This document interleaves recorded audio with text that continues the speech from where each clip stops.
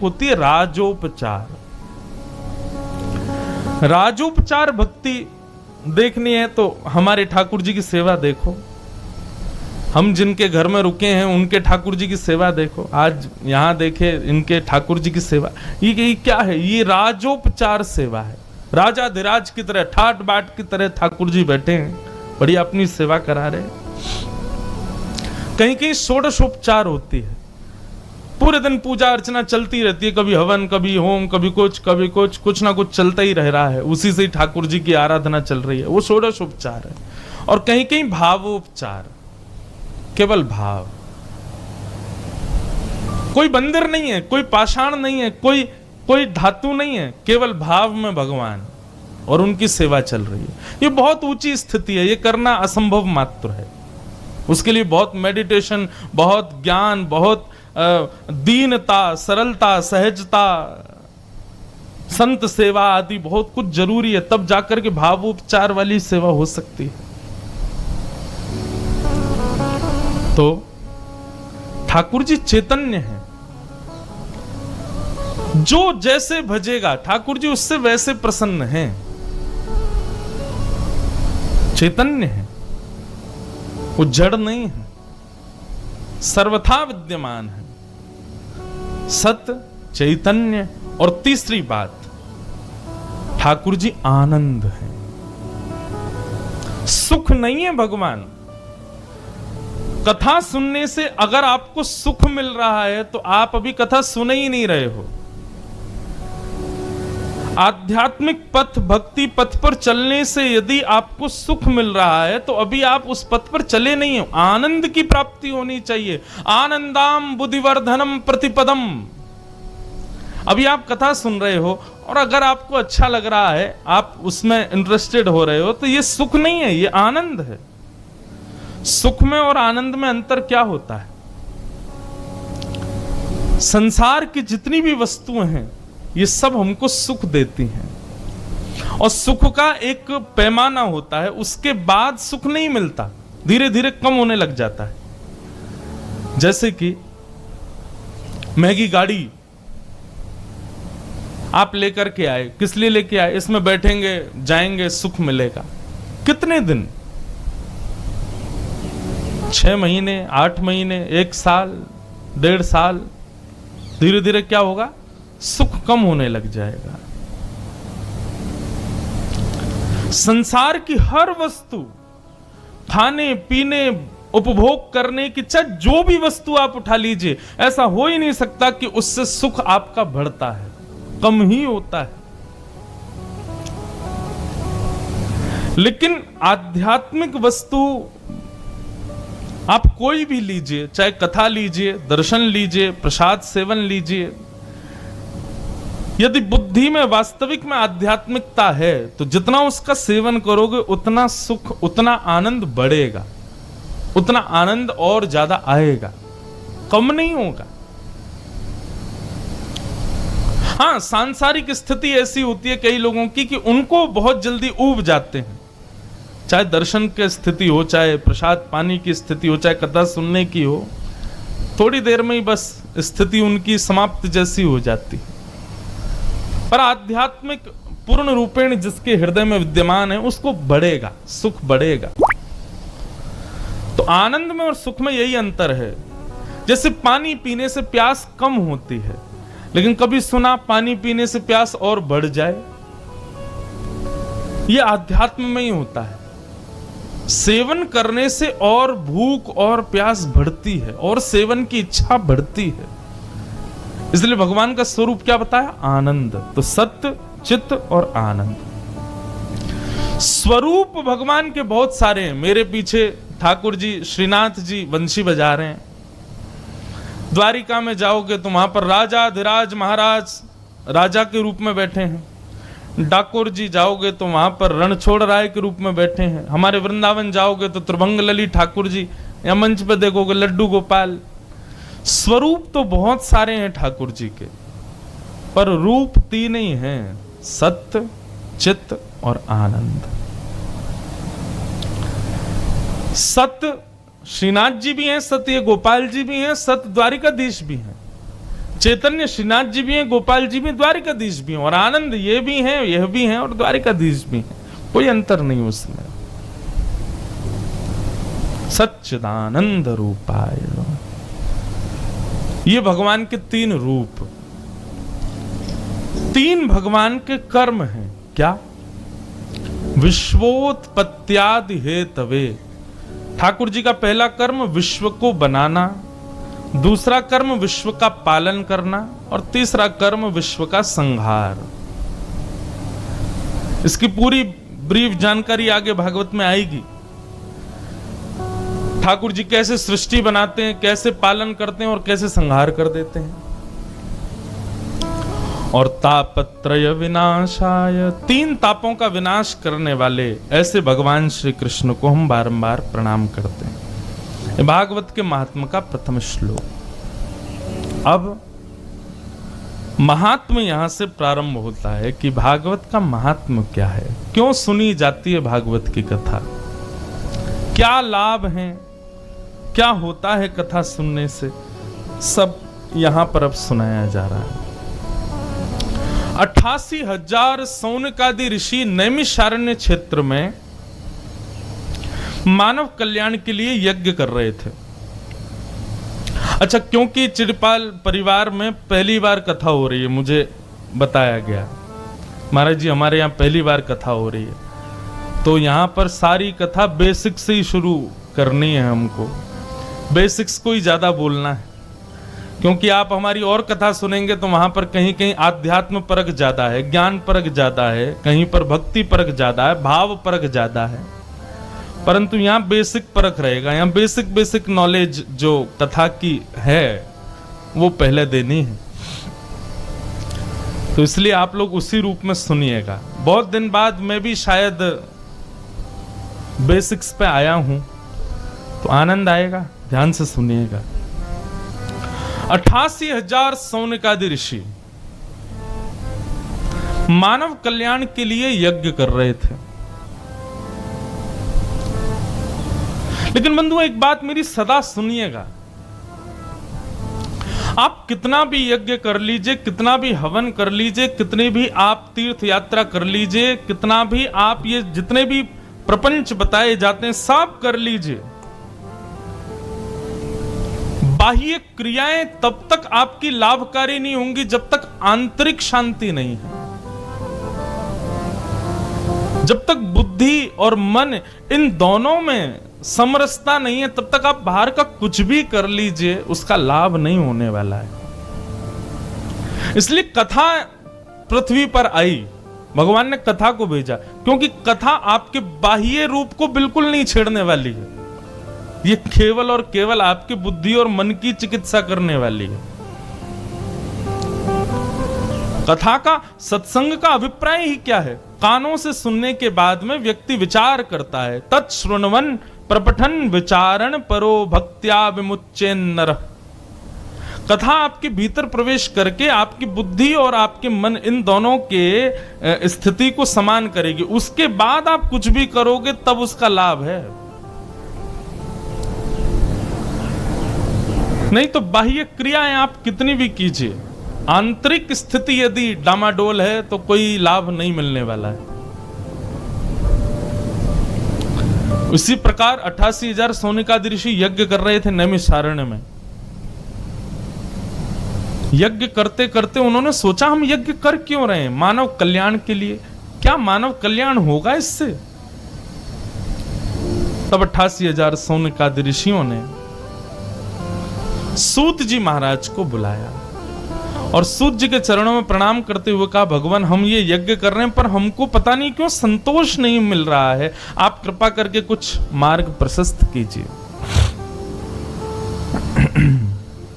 तब वहां सूत जी का आगमन हुआ और सूत जी ने कहा, भैया यज्ञ आदि सब बाद में करना, अभी थोड़ी देर बैठो, सब लोग थोड़ी देर कथा सुनो। आप लोगों के कोई संशय हो तो हमसे पूछिए, हम आपको कुछ सुनाते हैं। तब सौनकादि ऋषियों ने सूत जी से प्रश्न किए और इन्हीं प्रश्नों में अब कथा यहां से प्रारंभ होगी। अमूमन भागवत में जितने भी प्रश्न है ना बंधुओं, ये हर मानव के चित्त का एक प्रश्न है। ये कोई चमत्कार नहीं है, परंतु आप जब आगे सुनते जाएंगे कथा तो आप निश्चित इस बात को मानेंगे कि ये प्रश्न तो बहुत दिन से मेरे मन में भी था, और वो सारे प्रश्न भागवत में हैं। सौनकादि ऋषियों ने प्रश्न किया। पहला प्रश्न क्या किया महात्म्य में? बोले भगवान, श्रेयसाम यद् भवेत् श्रेय पावनानां च पावनम् कृष्ण प्राप्तिकरं सस्वत् साधनं तद्वदाधुना। और ध्यान से सुनो।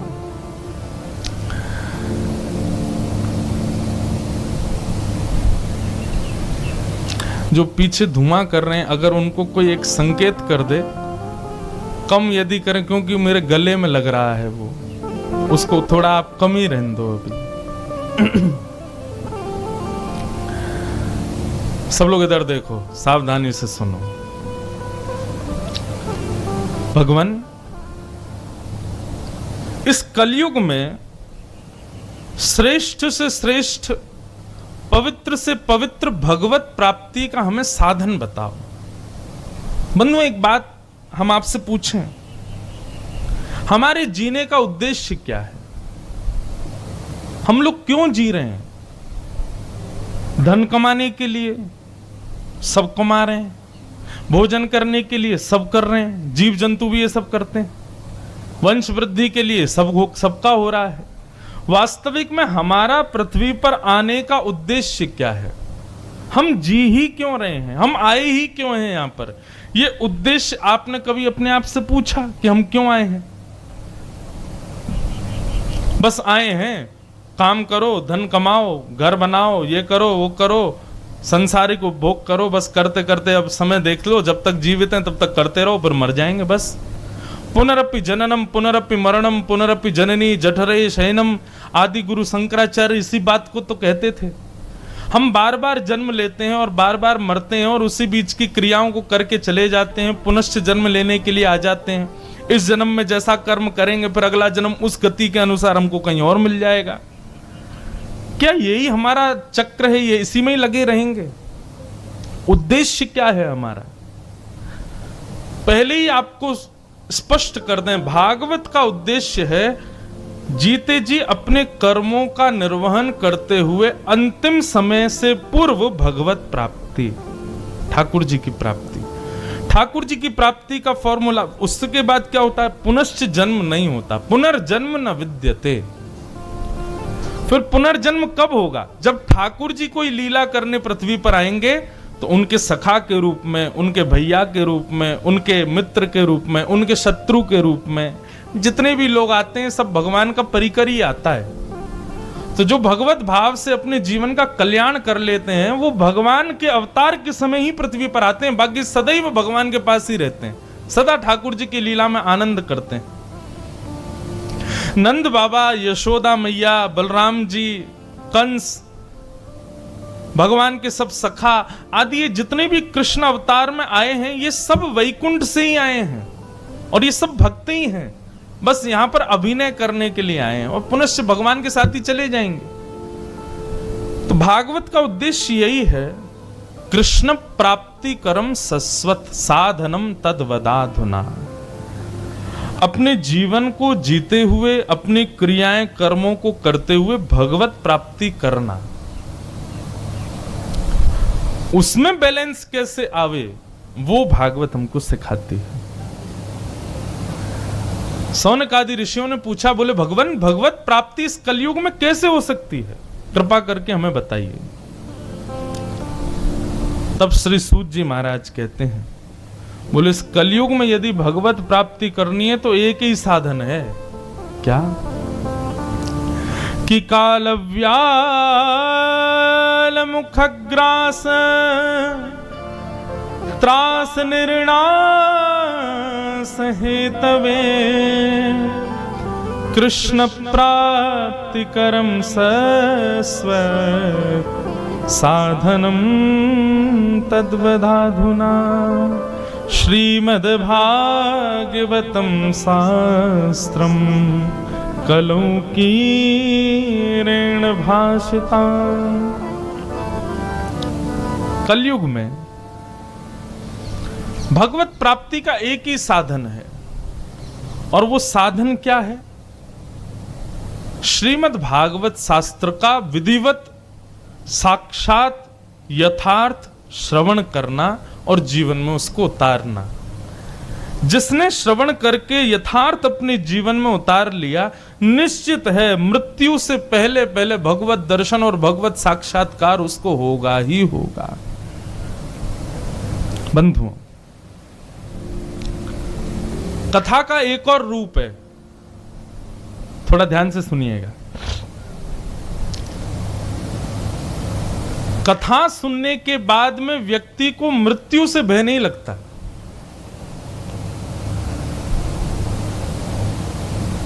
आध्यात्मिक पथ, भक्ति पथ के अनुगामियों को मृत्यु से ज्यादा भय नहीं होता।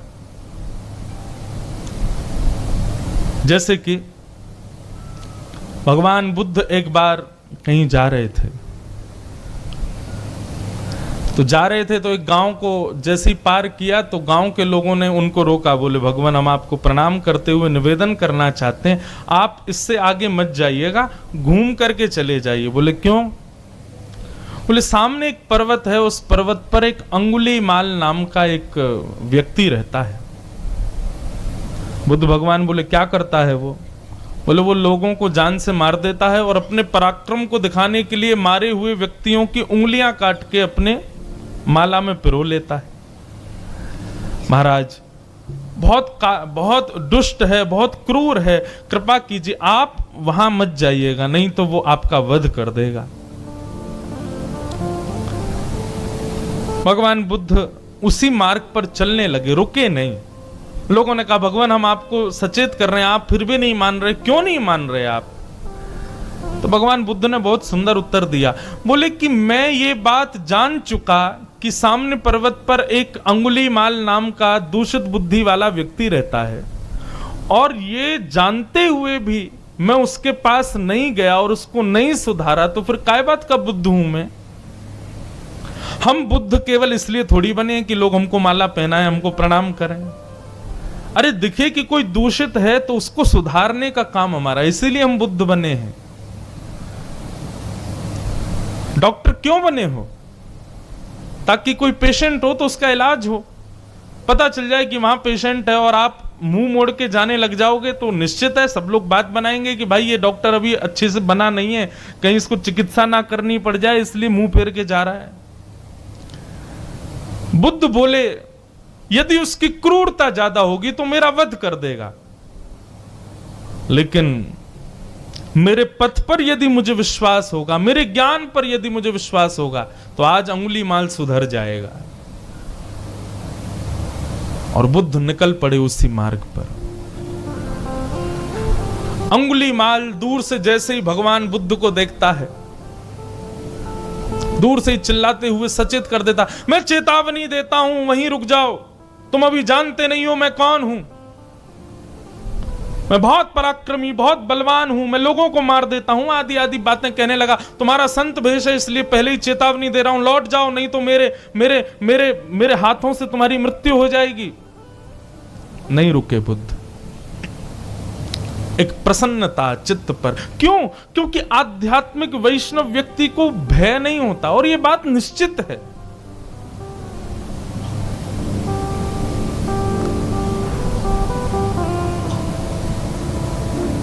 मैं अपनी एक बात बीच में जोड़ रहा हूं। मुझे दुनिया में सबसे ज्यादा भय लगता है छिपकली से। अगर कहीं मेरी कथा होती है तो हमारे जो पंडित जी हैं उनको हम पहले ही बोल देते, भाई जिस कमरे में रुकने की व्यवस्था पहले देख लेना, छिपकली तो नहीं। पर मैंने एक और चीज अनुभव की, कई बार कई जगह कथा होती है, तो कई ग्रामीण क्षेत्रों में भी कथा होती है। कितनी बार ऐसा हुआ, व्यास पीठ पर जहां मैं बैठा हूं उसी समय छिपकली मुझे कई बार मंच पर दिख जाती है। एक जगह कथा थी, वहां तो हमारे जो स्पीकर्स मॉनिटर लगे रहते हैं, इसी के ऊपर बैठी थी। और जब मैं कथा करने बैठा, कथा प्रारंभ हुई तभी मुझे दिख गई, लेकिन 4 घंटे तक मैं कथा कहता रहा। वो उठ के एक बार यहां पर भी आ गई, लेकिन मुझे उतना भय नहीं लगा। और ये बात मैंने अनुभव की कि जब हम आध्यात्मिक स्थिति में होते हैं तो भय कम हो जाता है। चाहे वो संसार की कैसी भी स्थिति आपके सामने आ जाए, उस समय आप भयभीत कम रहोगे। और धीरे धीरे वही प्रैक्टिस बनती रहे तो भय आपका बिल्कुल ही खत्म हो जाता है।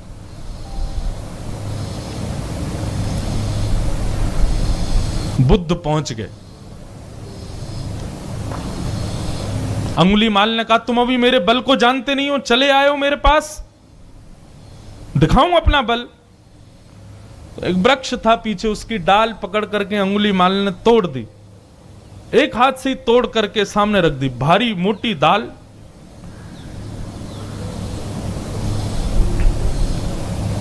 भगवान बुद्ध मुस्कुराने लगे, बोले अंगुलीमाल तुम्हारा बल तो बहुत तेज है। बोले मैं अभी चेतावनी दे रहा हूं, वापस लौट जाओ। बोले मैं चला जाऊंगा, लेकिन मुझे एक काम तुमसे करवाना। बोले क्या? ये जो डाल तुमने तोड़ी है इसको वापस जोड़ दो।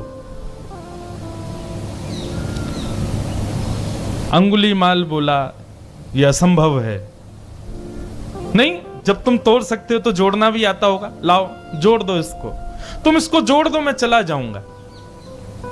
अंगुलीमाल बोला ये नहीं हो सकता, मैं इसको नहीं जोड़ सकता। तो फिर जो तुम जोड़ नहीं सकते उसको तोड़ने का अधिकार तुमको किसने दिया? तुम जोड़ना ही नहीं जानते हो और तुम तोड़ते रहते हो सब चीजों को।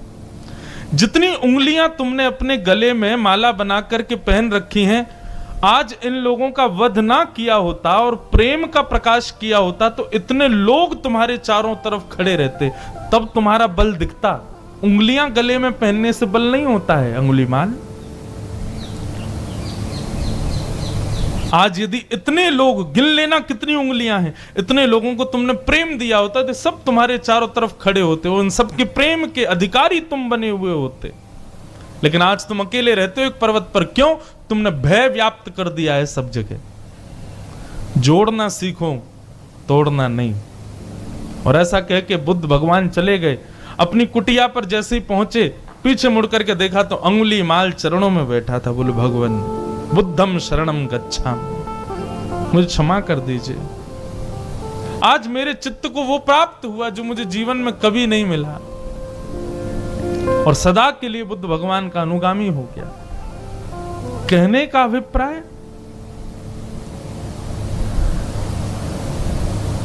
भय चाहे कैसा भी हो, और सबसे ज्यादा भय क्या है बंधुओं पता है संसार में? मृत्यु का भय। और ये भय कैसे काम करता है? जैसे जैसे हमारी आयु बढ़ती है, सबसे पहले ये भय काम करता है, बाल सफेद होने लग जाते हैं।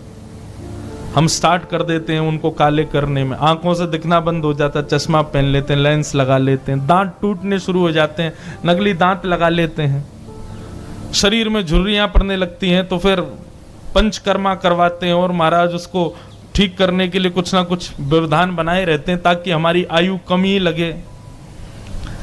ये भय का ही तो रूप है। लेकिन आध्यात्मिक व्यक्ति को कभी भय नहीं होता। और कोई पीड़ा उसके जीवन में आएगी भी तो सांसारिक व्यक्ति के स्वरूप स्वभाव में पीड़ा दिखेगी। आध्यात्मिक व्यक्ति की पीड़ा इतनी जल्दी दिखेगी नहीं। और इसमें सर्वश्रेष्ठ उपाय यदि कोई है तो श्रीमद् भागवतम शास्त्रम, भागवत रूपी शास्त्र। इसलिए हे सौनकादि ऋषियों, जो तुम लोग कर रहे हो यज्ञ आदि, ये सब बात का विषय है। पहले भागवत श्रवण करो, पहले ज्ञान अर्जित करो, और इस ज्ञान को अर्जित करने के बाद में पहले भय मुक्त हो जाओ। भय मुक्त हो जाओगे तब तुम्हारी क्रियाएं लगेंगी। सौनकादि ऋषियों ने कहा ये भागवत क्या है? कृपा करके इसके बारे में हमको थोड़ा विस्तार से बताइए ना। ये किसने किसको सुनाई, कब पहले कथा हुई, और कथा सुनने से होता क्या, ये कृपा करके हमें बताओ। तब सूत जी महाराज कहते हैं, भैया भागवत की कथा सबसे पहले सनक सनंदन सनातन सनत कुमारों ने नारद जी को सुनाई थी। और सुनाने का कारण क्या था, तब यहां से एक कथा सुनाई जाती है, बहुत ध्यान से सुनना। बंधुओं, जिस प्रकार भारत में रहने वाले लोग जो विदेश नहीं जा पाते, वो जब 4-5 लोग बैठते हैं, उनमें से कोई एक विदेश से आया हुआ व्यक्ति हो तो विदेश की बड़ी चर्चा होती है। अमेरिका में ऐसा है, जापान में ऐसा है, लंदन में ऐसा है, दुबई में ऐसा है। तो जब चर्चा होती है तो जो लोग बेचारे कभी बाहर नहीं गए, उन लोगों के मन में इच्छा प्रकट होती है, हम भी कभी जाएं, हम भी कभी देख के आए, कैसी बिल्डिंग है, कैसी गाड़ियां हैं, कैसे सब व्यवहार है। ठीक वैसे ही बंधुओं, देवताओं के बीच में पृथ्वी की बड़ी चर्चा होती है, हमारी इस पृथ्वी की। देवता जब आपस में बैठते हैं तब आपस में चर्चा कर, तुमको पता है पृथ्वी कैसी है? बोले कैसी है? बोले उसमें हिमालय पर्वत है, हिमालय पर्वत पर 4 धाम हैं, एक बद्रीनाथ के नाम से प्रसिद्ध है, एक केदारनाथ है, एक तरफ से गंगोत्री भगवान का चरणोमृत नीचे बहता है, एक तरफ से यमुना जी बहती हैं, द्वारिकाधीश वहां विराजमान है, वहां पर इतने सुंदर सुंदर यज्ञ होते हैं, होम होते हैं, ऐसे लोग हैं, ऐसे विचारधारा हैं, ऐसे उत्सव हैं, वहां दशहरा का उत्सव होता है। ये सब बातें भागवत में वर्णन है कि ऐसी चर्चाएं देवता करते हैं कि भैया पृथ्वी बड़ी श्रेष्ठ है। तो एक दिन नारद जी के मन में भाव आया, मुझे पृथ्वी घूमने जाना है। नारद जी गए भगवान से जाकर के बोले, प्रभु अवकाश दे दो, छुट्टी दे दो, मैं पृथ्वी पर घूमने जाऊंगा। भगवान बोले जाओ। नारद जी जब पृथ्वी पर आए, सब जगह घूमते हुए वो बद्रीनाथ पहुंचे, तब बद्रीनाथ में उनको भगवान के प्रथम अवतार का दर्शन हुआ, सनक सनंदन सनातन सनत कुमार। सदैव याद रखना, ये भगवान के प्रथम अवतार है। सनत कुमारों ने जैसे ही नारद जी को देखा, नारद जी को देख के कहा, हे नारद जी, कथम ब्रह्मन दीन मुखम कुतश्चिंतातुरो भवान। हे नारद जी, आपके चेहरे से ऐसा जान पड़ता है कि आप थोड़े दुखी हो, कोई कष्ट है हृदय में, बताओ तो क्या कारण है। तब नारद जी ने अपना पूरा एक्सपीरियंस बताया कि पृथ्वी पर मेरे साथ क्या हुआ। अब इस विषय को थोड़ा ध्यान से सुनिएगा, पृथ्वी है कैसी। नारद जी बोले, अहम तु पृथ्वीं यातो ज्ञात्वा सर्वोत्तमामिति पुष्करम च प्रयागम च काशीम गोदावरी तथा हरिक्षेत्रे कुरुक्षेत्रे श्रीरंगम सेतुवंदनम एवमादिषु तीर्थेषु ब्रह्ममाण तस्थता। नारद जी बोले, भगवान पृथ्वी की बड़ी प्रशंसा सुनी थी मैंने, इसीलिए पृथ्वी पर घूमने आया, देखने आया। परंतु पृथ्वी पर आकर के जब सब कुछ मैंने उल्टा जाना। बोले क्या उल्टा जाना? बोले यहां तो दिखता कुछ और है कुछ और ही। कहां कहां गए तुम? तब यहां नाम बताया, पुष्कर गया, प्रयाग गया, काशी गया, हरिद्वार गया, कुरुक्षेत्र गया, श्रीरंगम गया, रामेश्वरम गया, सब जगह गया। तीर्थ तो बड़े सुंदर हैं, लेकिन लोगों की विचारधारा, भगवान बचाए हमको, इतने खतरनाक जीव मैंने अपने जीवन में कभी नहीं देखे। तो मानवों की विचारधारा यहां पर बताई गई है। बंधुओं, 5000 साल पहले नारद जी ने जो देखा, ये आज भी पृथ्वी पर देखने को मिलता है। क्या कहते हैं? बोले सत्यम नास्ति तपः शौचम दयादानम न विद्यते उदर भरिणो जीवा बराका कूट भाषण। बहुत सुंदर। सत्यम नास्ति, दया नास्ति, तपह नास्ति, शौचम नास्ति, दानम नास्ति, कुछ भी नहीं है, केवल सब दिखावा। बोले सत्य है नहीं। कितना सत्य पृथ्वी पर? बोले बोलता कोई सत्य नहीं है, लेकिन जब अपनी सुनने की बारी आती है तो सबको सत्य सुनना है। बोले मैंने पृथ्वी पर देखा सब झूठ बोल रहे हैं, लेकिन जब उनकी खुद की सुनने की बारी आती है तो वो यही एक्सपेक्ट करते हैं कि सामने वाले से भले ही मैंने झूठ बोला लेकिन ये मुझसे सच्ची बोले। बस इतना सत्य है पृथ्वी पर कि अपने लिए सब सत्य चाहते हैं, देने के नाम पर सत्य नहीं है। सत्यम नास्ति। दूसरी बात, तपह, तप कहते हैं भजन को, तपह नास्ति। बोले तप कितना करते हैं?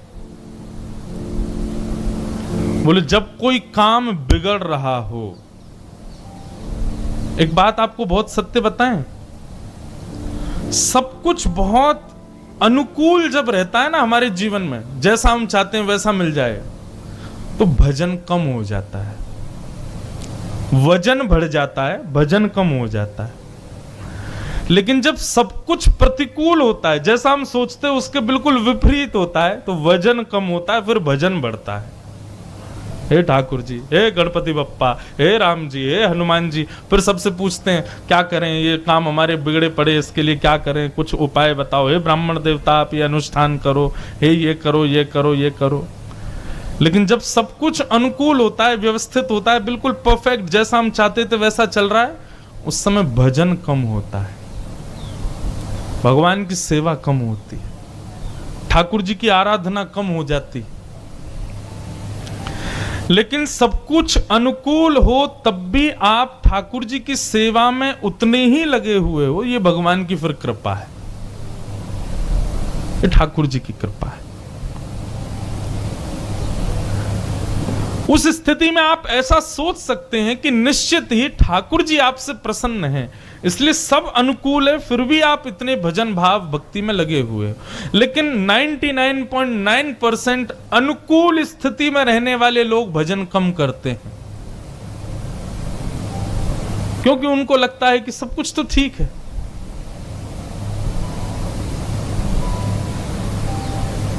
माफ कीजिएगा, भजन साधन केवल इसलिए हम करें कि सब ठीक हो जाए, तो ये स्वार्थ सिद्ध है, इसको श्रेष्ठ नहीं माना जाता। 5 स्थितियों में किया गया भगवद स्मरण उचित नहीं माना जाता, मतलब श्रेष्ठ नहीं माना जाता। 5 स्थिति: पाप, फल, भय, बंधन और मृत्यु। पहली बात, कोई पाप हमसे हो गया और उस पाप को करने के बाद में हमारे अंदर ये ग्लानि सी रहती है, अरे गलत हो गया, गलत हो गया, हे मैंने गलत कर दिया। और ये गलत कर दिया, इस बात से मैं यदि भगवान को प्रार्थना करूं, कान पकड़ूं, सॉरी बोलूं, तो मेरा प्रायश्चित तो होगा, लेकिन वो श्रेष्ठ भजन नहीं माना जाएगा। बहुत ध्यान से सुनिएगा।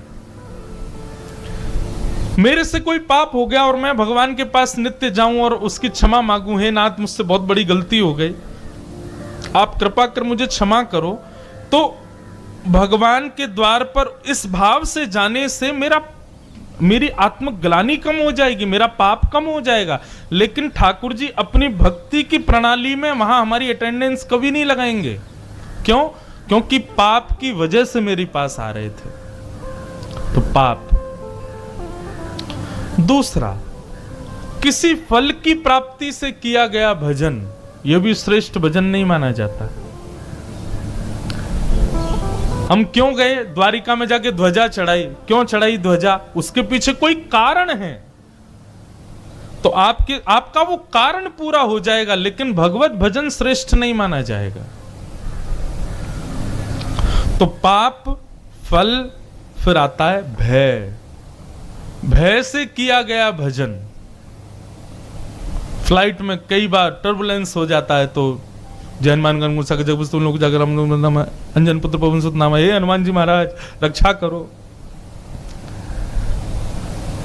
एक बार अमेरिका से हम वापस आ रहे थे और महाराज उस फ्लाइट में टेक ऑफ करने से पहले अनाउंसमेंट हो गया कि फ्लाइट 2 घंटे डिले है, अभी इंजीनियर लग रहे हैं उसमें।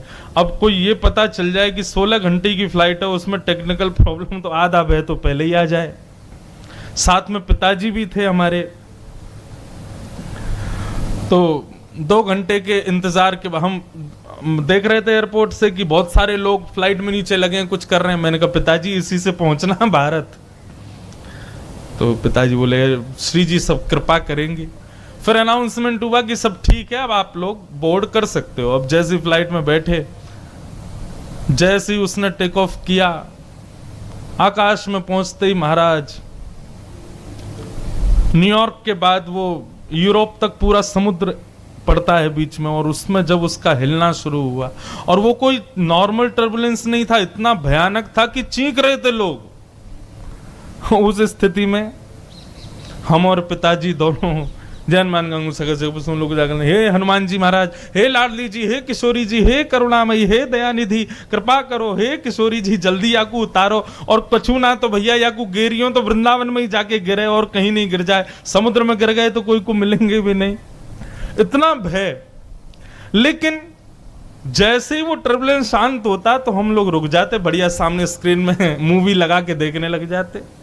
फिर जैसे शुरू होता फिर रोक के फिर भय। तो इस प्रकार से बंधुओं, भय से की गई भक्ति जो है वो भय को कम तो कर देगी, लेकिन वो भजन नहीं माना जाएगा, वो भक्ति नहीं मानी जाएगी। तो पाप फल भय,